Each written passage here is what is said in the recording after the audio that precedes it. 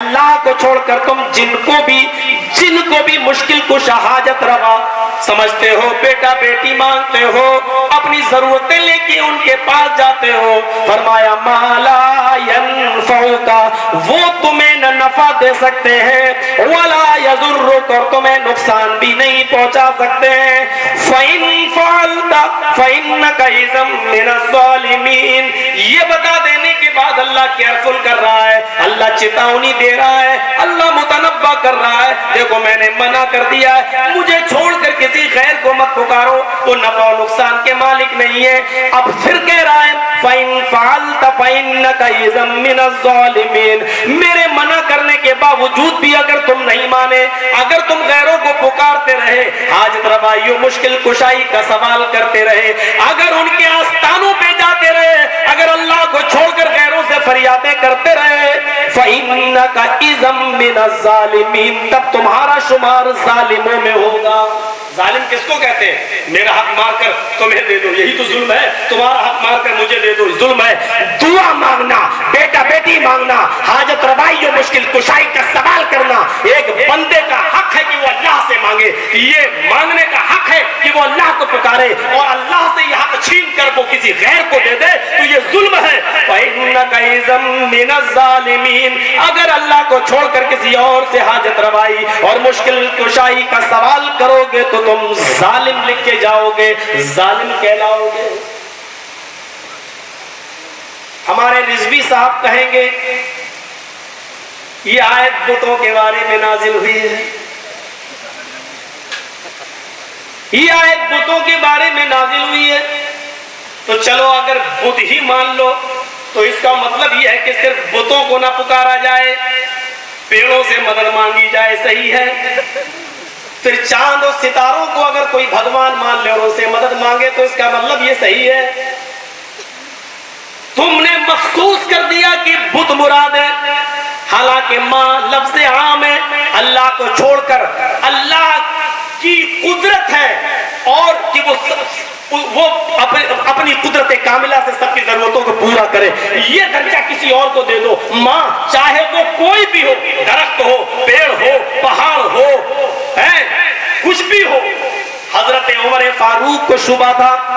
کہ حجر اسود کو جب چوما جا رہا ہے تو ہمارے انتقال کے بعد دھیرے دھیرے زمانہ گزرتا جا رہا ہے، لوگ اس کو مشکل کشا نہ مان لیں، حاجت روا نہ مان لیں، اور یہ لوگ اس سے مدد طلب نہ کرنے لگے تو اپنی زندگی میں اعلان کر جاتے ہیں کہ آئے حجر اسود انک حجر، تو ایک پتھر ہے،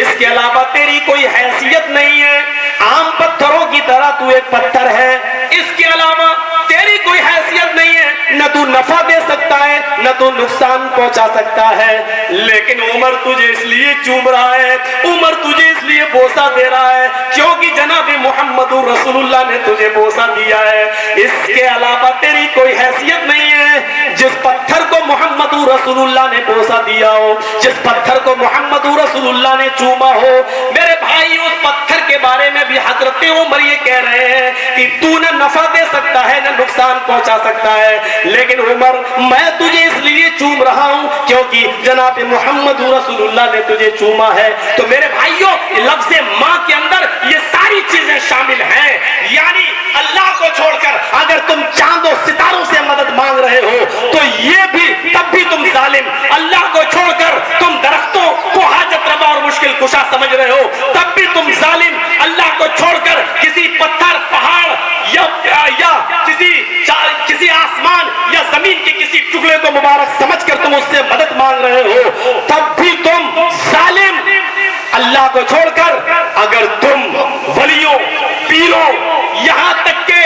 نبیوں کو بھی اگر حاجت روا اور مشکل کشا سمجھ کر اگر تم ان سے مدد طلب کر رہے ہو تب بھی تم ظالم، کیونکہ ماں کا لفظ عام ہے، ما لا ينفعک ولا یضرک۔ اب عام اور خاص کی تعریف ہمارے ایڈوکیٹ صاحب نے پڑھی ہو، اصول فقہ کی کتابیں اگر انہوں نے پڑھی ہو تو ان کو معلوم ہو کہ ماں کتنا عام ہے، ماں کا لفظ کہاں استعمال ہوتا ہے اور ماں کا کیا معنی ہے اور ماں میں کیا۔ اگر اس سے مراد بت لے لیے جائیں تو اس کا مطلب یہ ہوا کہ صرف بتوں کو سے مدد طلب نہیں کی جا سکتی اور بتوں کے علاوہ سب سے مدد طلب کی جا سکتی ہے۔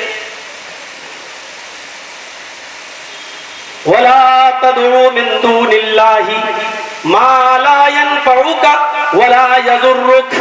فإن فعلت فإنك إذا من الظالمین. اللہ کو چھوڑ کر تم کسی غیر سے مدد، غیر اللہ جن کو تم پکار رہے ہو وہ نفع اور نقصان کے مالک نہیں ہے، کچھ نہیں پہنچا سکتے ہیں. اگر تم ایسا کرو گے تو ظالم لکھے جاؤ گے. آئیے آیت نمبر 2 سورہ فاطر، سورہ فاطر کی آیت نمبر 13. سورہ فاطر پڑھیے، سماعت کیجئے اور ترجمے پر غور کیجئے. والذین تدعون من دونہ ما یملکون من قطمیر